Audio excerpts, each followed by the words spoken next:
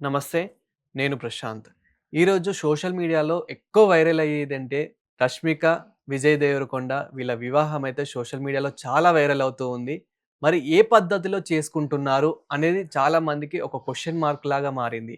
అయితే చాలామంది 'రష్మిక' వారి పద్ధతిలో ఎందుకు చేసుకుంటున్నారు? హిందూ పద్ధతిలో ఎప్పుడు చేసుకుంటారు? ఇక్కడ 'విజయ్ దేవరకొండ' ఇక్కడ మన 2 తెలుగు రాష్ట్రాల్లో ఏ విధంగా అయితే జరుగుతుందో అలా ఎప్పుడు చేసుకుంటారు? అసలక్కడ పద్ధతులు ఎలా ఉంటాయని జెప్పేసి ఇలాంటి క్వెషన్స్ చాలా మందికి ఉన్నాయి. సో, దీని గురించైతే మాట్లాడే ప్రయత్నం అయితే చేద్దాము. దీని గురించైతే మాట్లాడేందుకు ప్రస్తుతం మనతో పాటు ఆస్ట్రాలజర్ నానాజీ పట్నాయక్ గారున్నారు. నమస్తే అండి. శ్రీమాత్రే నమః.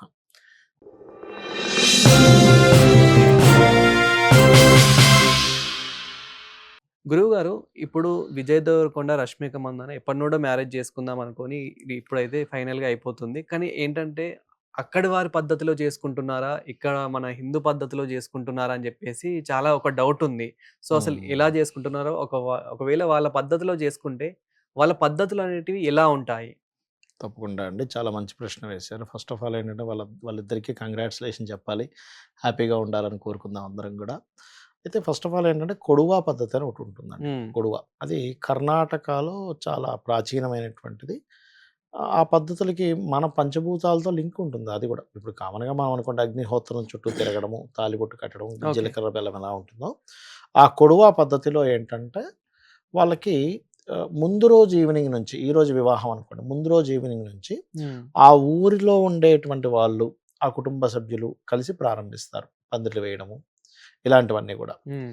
అయితే ఈ కొడవా పద్ధతిలో మనకి ఆహ్, ఎట్లా అంటే కొన్ని పద్ధతులుంటాయి దీనిలో. ఎలా ఓకే. అంటే ఇప్పుడు పురోహితుడు ఉండడు దీనికి. హ్మ్. మన దాంట్లో ఏంటి మంత్రం చదవడం పురోహితుడు ఉంటాడు కదా! అవును. దీనికి పురోహితుడు అనేటువంటిది ఉండదు. హ్మ్. ఆ ఇంట్లో ఉండే పెద్దల సమక్షంలో ఒక దీపాన్ని వెలిగించి, ఆ ఓకే. దీపం సమక్షంలో వాళ్ళు వివాహం చేసుకుంటారు. హ్మ్. అయితే ఇందులో మనకు చూడండి ఒక పెళ్ళికొడుకు వస్తున్నాడనుకోండి. హ్మ్. వచ్చేటప్పుడు కొన్ని కొన్ని విజులుంటాయి. పెళ్లి కూతురు వచ్చినప్పుడు, పెళ్ళికొడుకు వచ్చేటప్పుడు. ఇలా వాళ్ళ ఇంటికి పెళ్ళికొడుకు వచ్చేటప్పుడు వాళ్ళ సాంప్రదాయంలో ఏంటంటే, అటు ఇటు అరటి చెట్లుంటాయి. హ్మ్. ఒక్కొక్క చెట్టుని కత్తి పట్టుకుంటాడు. ఓకే. కత్తితో కట్ చేసుకుంటూ ఒక వీరత్వాన్ని. ఎలా అంటే ఒక సైనికులు లేపోతే ఒక యుద్ధ వీరులు ఎలా ఉంటారో దానికి సంబంధించిన వివాహం లాంటిదనమాట ఇది. హ్మ్. అందుకని అతని వీరత్వాన్ని చూపించడం. ఎందుకంటే మనకి చూడండి పురుషుడు వీరత్వం. హ్మ్. అవునా కదా! అలా అలా చూపించుకునేటువంటి విధానం అనేటువంటిది దాంట్లో చేస్తారనమాట. ఓకే. అదే విధంగా దాన్ని ఇంకొక గంగా గంగాదేవికి సంబంధించిన గంగా పూజ అని ఒకటుంటుంది వాళ్ళ వివాహ వ్యవస్థలో. హ్మ్. అదెలా అంటే అమ్మాయి భుజం మీద గాని, తల మీద గాని బిందె పెట్టుకుంటుంది. నీళ్ళ బిందె పెట్టుకుంటుంది. అది ఓకే. గంగాదేవితో సమానంగా భావిస్తూ, ఆ అమ్మాయి వస్తూ ఉంటే, ఈ పెళ్ళికొడుకు తరపు వాళ్ళు అడ్డుపడుతుంటారు కావాలని. హ్మ్. అంటే దాని అర్థం ఏమిటంటే, ఆ అమ్మాయి యొక్క ఓపికని పరీక్షించడం. ఓకే. అంటే నువ్వు దాని తర్వాత నీ యొక్క లైఫ్‌లో, వివాహ జీవితంలో అనేకమైన ఆటంకాలు ఏర్పడతాయి. నువ్వు ఇంతే ఓపికగా ఉండాలి. నవ్వుతూ హ్మ్. నీ యొక్క ప్రయాణాన్ని మో తీసుకెళ్ళాలి. ఎందుకంటే వాటర్ ఈజ్ ఎమోషన్. అక్కడ హ్మ్. చూడండి. అక్కడ ఉండేటువంటి పదార్థాలు మీరు గనక గమనిస్తే వాటర్ ఎమోషన్స్‌కి కారణం. చంద్రమా మనసో జాతః అంటుంది వేదం. హ్మ్. అంటే నువ్వు లాట్ ఆఫ్ ఎమోషన్స్‌తో నీ యొక్క జర్నీ స్టార్ట్ చేసినప్పుడు నీకు అనేకమైనటువంటి ఆటంకాలు ఏర్పడుతూ ఉంటాయి. హ్మ్. నువ్వు దాన్ని నవ్వుతూ ముందుకెళ్ళాలి. ఎంతమంది ఎన్ని అది కూడా ఎవరు ఆపుతున్నారు? పెళ్ళికొడుకు తరపు వాళ్ళు. ఓకే. ఇప్పుడు ఎవరు ఫ్యామిలీలోకెళ్తుంది? పెళ్ళికొడుకు ఫ్యామిలీలోకి వెళ్తుంది. అవును. అక్కడ చుట్టాలే కదా! వీళ్ళ వాళ్ళు ఎవరు ఆపరు కదా! హ్మ్. అలాంటివి ఏర్పడతాయి అయినా నువ్వు ముందుకెళ్ళాలి అనేటువంటిది. హ్మ్. అట్లాగే ఇందులో ఏంటంటే పెళ్లి కూతురు అండ్ పెళ్ళికొడుకు తల్లి ముఖ్యంగా ప్రాధాన్యత ఇస్తారు ఈ యొక్క వివాహంలో. ఓకే. ఆవిడ ఇప్పుడు మనం మామూలుగా చూడండి మన వివాహాల్లో పెళ్ళికొడుకు, పెళ్ళికూతురు ఇద్దరు తలంబ్రాలు పోసుకుంటారు. అవును. ఇక్కడేంటంటే తల్లి వాళ్ళిద్దరిని ఆశీర్వదిస్తుంది. ఓకే. బియ్యం వాళ్ళ తల మీద వేసి, హ్మ్. తలంబ్రాల్లా వేసి. అలాగే మన దాంట్లో ఎక్కడ కూడా నల్ల దుస్తులు ధరించం. కానీ అక్కడ అలా కాదు. పెళ్ళికొడుకు బాగా ధరించి బ్లాక్ కోట్ వేసుకుంటాడు. హ్మ్. అమ్మాయి కామన్‌గా ఒక డిఫరెంట్ క కట్టుబాట్లతో చీర కడతారు. హ్మ్. ఆ రకంగా ఉంటుంది.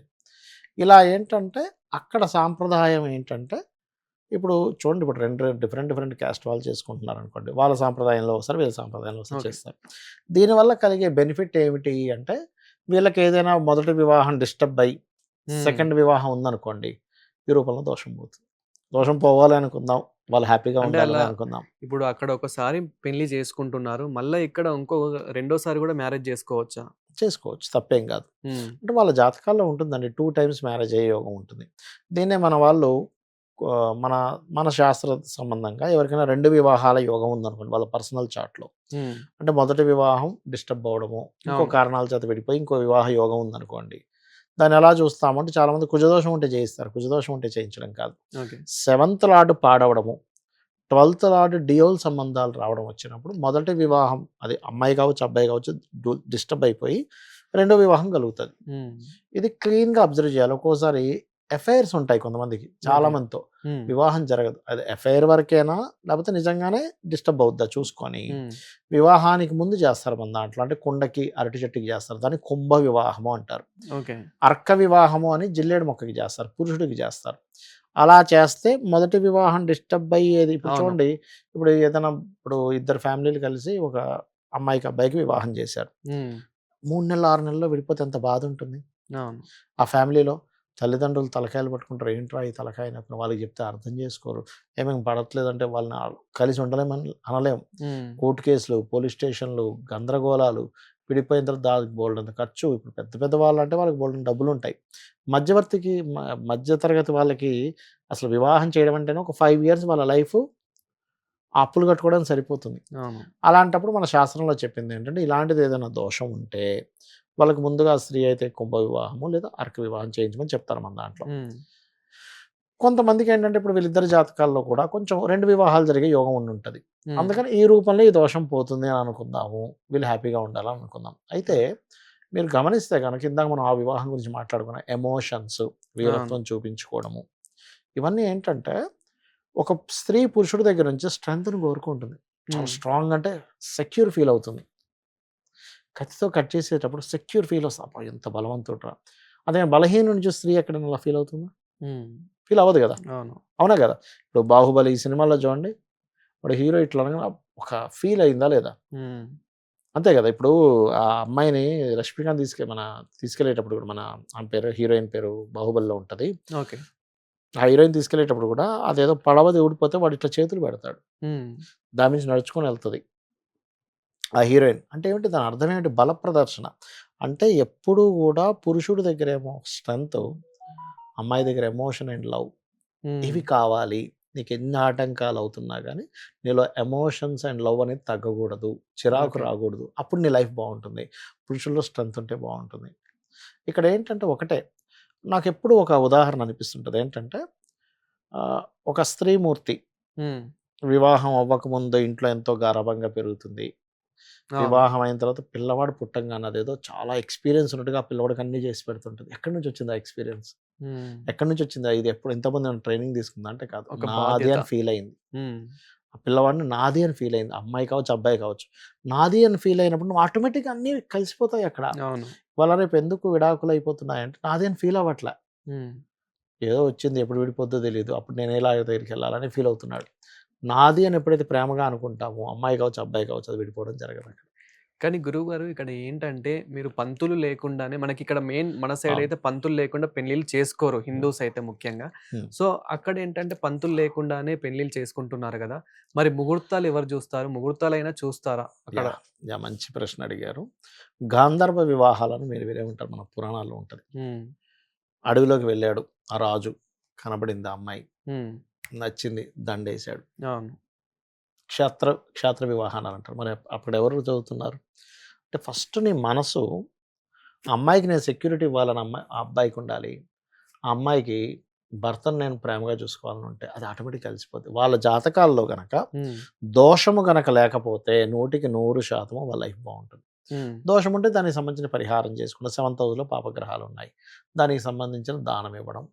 లలితా సహస్రనామాల్లో మంచి మంచి నామాలున్నాయి. ఓం శివకామేశ్వరాంకస్త శివా స్వాధీన వల్లభాయై నమః. హ్మ్. అద్భుతంగా పనిచేస్తుంది. సో, మొత్తానికైతే 'రష్మిక' అదే విధంగా 'విజయ్ దేవరకొండ' వివాహం వాళ్ళ ఫ్యూచర్ అయితే బాగుంటుంది అని అనుకోవచ్చు. ఈ వాళ్ళ వివాహాలతో. పర్సనల్ చార్ట్ చూసి చెప్పాలి. ఇలా 2 హ్మ్. వివాహాలు జరిగినప్పుడు 2 సార్లు జరిగినప్పుడు చాలా మటుకు దోషం పోతుంది. వాళ్ళు బావుండాలనే కోరుకుందాం అందరం. వాళ్ళకి బ్లెస్ చేద్దాం బావుండాలని. హ్మ్. థాంక్ యూ అండి. శ్రీమాత్రే నమః.